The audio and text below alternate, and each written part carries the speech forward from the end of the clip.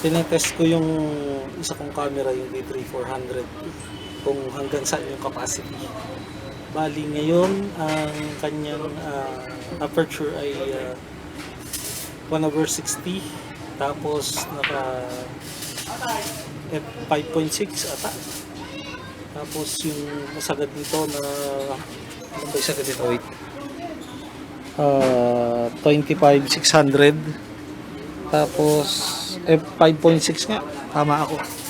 So tinetest ko kung hanggang saan yung limit na kaya ng D3-400. Bali ngayon, o kanina, test na ako ng sa picture, medyo maaga pa yun. So pinicturean ko si Tiger tsaka si ECQ.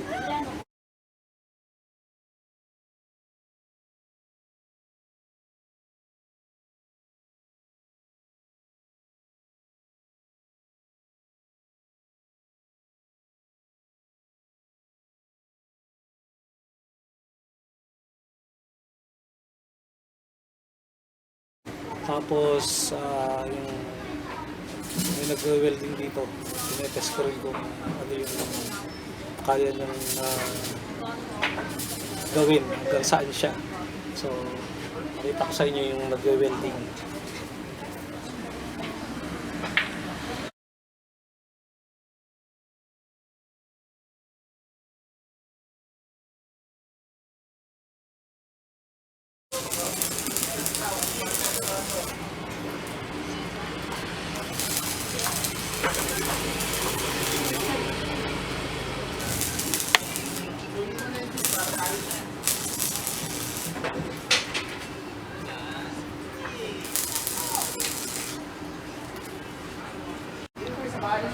Ayan, so may nagwe-welding. Testing natin kung kaya. Galing eh. Kaya pa rin niya. Diba?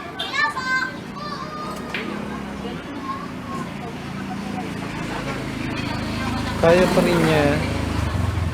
Naka 12,800 ako eh.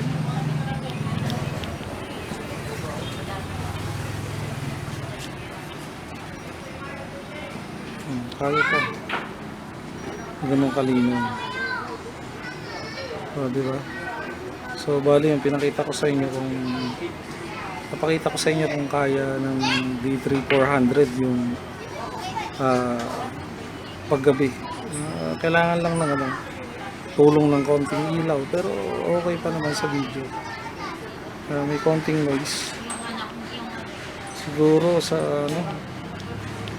noise reduction na lang yan kung maganda yung ilaw, pero pag hindi kaya, kailangan mo kailangan mong lagay ng konting ilaw. Okay, so balingan lang ngayon ang